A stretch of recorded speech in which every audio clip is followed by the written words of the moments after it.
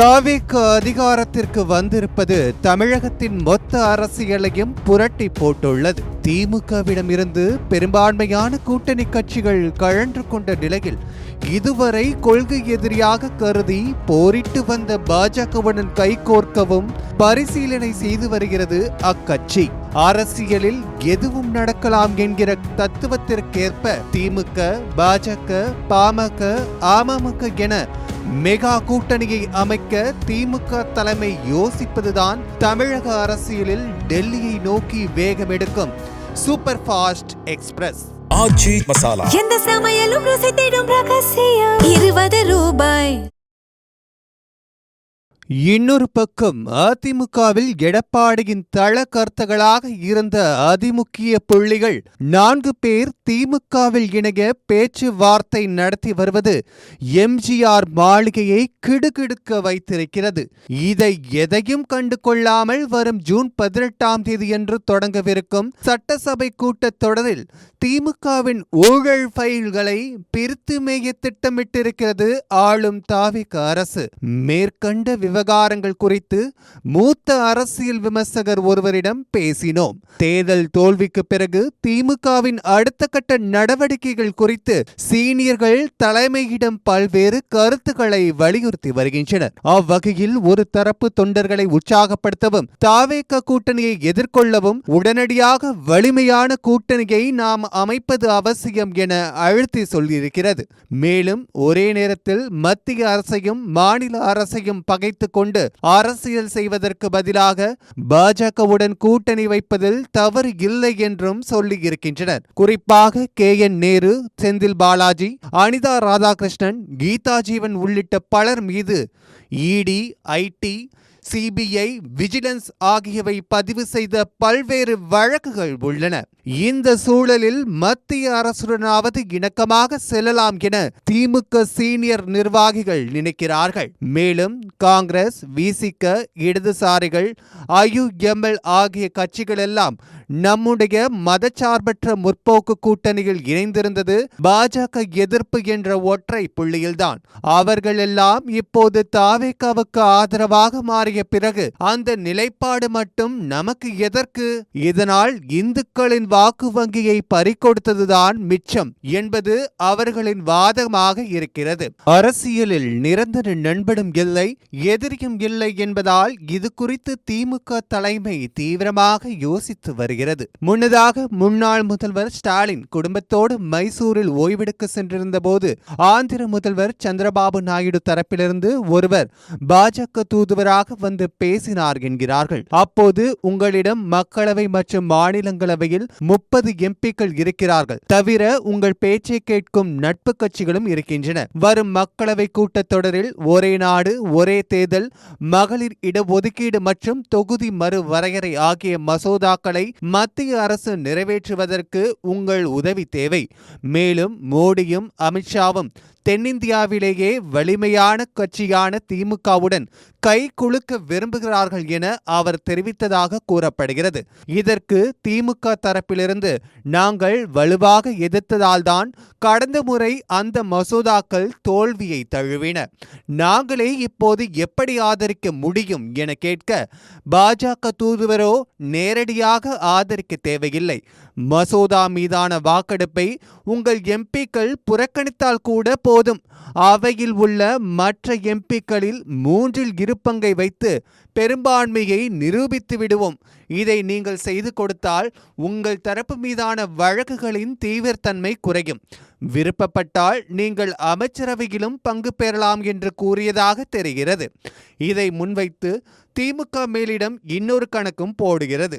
அதாவது திமுக தலைமையில் வலுவான ஒரு கூட்டணி அமைய பாஜக மட்டும் போதாது, கூட்டணியிலிருந்து வெளியேறிய கட்சிகளின் இழப்பை ஈடு செய்யும் வகையில் பாமக, நாம் தமிழர் கட்சி, அமமுக கட்சிகளையும் இணைத்துக் கொள்ளலாம் எனவும் ஆலோசிக்கிறது என்றவர் அதிமுக தரப்பு விவகாரங்களை விவரிக்க தொடங்கினார்.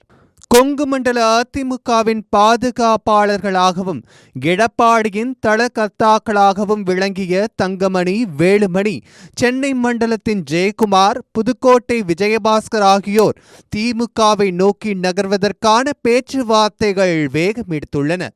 தாவேக ஆட்சிக்கு வந்த பிறகு விஜய்க்கு ஆதரவாக களம் இறங்கி பிறகு யூ-டர்ன் அடித்த வேலுமணி, சி.வி. சண்முகம் அண்ட் கோவுக்கு மொத்தமாக பதவிகள் பறிபோகியிருக்கின்றன. பதவி பறிபோனதுடன் மரியாதையும் இழந்து துரோகி பட்டத்தையும் சுமந்து கொண்டு கடும் மன உளைச்சலில் இருக்கிறார் வேலுமணி.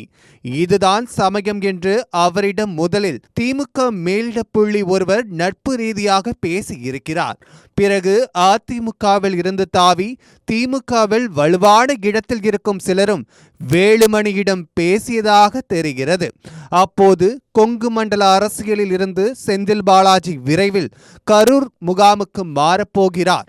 நீங்கள் திமுகவிற்கு வந்துவிட்டால் நீங்கள்தான் கொங்கு மண்டல தளபதி என சொல்லப்பட்டிருக்கிறது. இதேபோல் நாமக்கல் மாவட்ட மாசேவான மாஜி எம்எல்ஏ பாஸ்கரின் அதிகாரம் கொடிக்கட்டி பறப்பது தங்கமணியை விரக்தியடைய செய்திருக்கிறது. 4 முறை எம்எல்ஏ மாசே அமைச்சர் என்று கோலோச்சிய தங்கமணி இப்போது கட்சியின் அடிப்படை உறுப்பினர் மட்டுமே. இந்த மனப்புழுக்கத்தை எல்லாம் அறிந்த திமுக மாவட்ட அளவில் பொறுப்பு என்னும் ஆஃபருடன் தங்கமணிக்கு அழைப்பு விடுத்திருக்கிறது. புதுக்கோட்டை விஜயபாஸ்கரும் அதிருப்தியில்தான் இருக்கிறார். தாவேகாவில் அவருக்கான கேட் அடைக்கப்பட்டதால் தற்போது அறிவாலயத்தின் பக்கம் தன் பார்வையை திருப்பி இருக்கிறார். அவருக்கும் மாவட்ட பொறுப்பாளர் பதவி வழங்கப்படும் என திமுக சொல்லி இருக்கிறது. அதேபோல தேர்தல் தோல்விக்கு பிறகு தொடர்பு எல்லைக்கு வெளியே இருந்து வரும் ஜெயக்குமாருக்கும் தலைமைக்கும் சுத்தமாக ஒத்துப்போகவில்லை. கட்சி செயல்பாடுகளில் இருந்து மொத்தமாக ஒதுங்கிவிட்ட அவரிடமும் திமுக மாஜி அமைச்சர் ஒருவர் பேசி வருகிறார். அவருக்கு மாவட்ட அளவில் பொறுப்பு மற்றும் ஆட்சிக்கு வரும்போது அமைச்சர் பதவி என ஆஃபர் தரப்பட்டிருப்பதாக சொல்லப்படுகிறது. இதைத் தொடர்ந்து தன் குடும்ப உறவுகளிடம் ஆலோசனை நடத்தி வரும் ஜெயக்குமார் விரைவில் திமுக கரைவேட்டியை கட்டுவார் என்கிறார்கள் என்றவர் ஆளும் தரப்பு செய்திகளை விவரித்தார். வரும் ஜூன் 18ஆம் தேதி கூடும் சட்டமன்ற கூட்டத்தொடரில் தமிழகத்தில் நிகழும் சட்டம் ஒழுங்கு சீர்கேடு சம்பவங்களை முன்வைத்து தாவேக ஆட்சியை திமுக கடுமையாக சாடும் என்பதை முதல்வர் விஜய் நன்றாகவே அறிந்து வைத்திருக்கிறார். அதற்கு பதிலடி கொடுக்க அரசியல் ஆலோசகர் ஜான் ஆரோக்கியசாமி தலைமையிலான டீம் தயாராகி வருகிறது.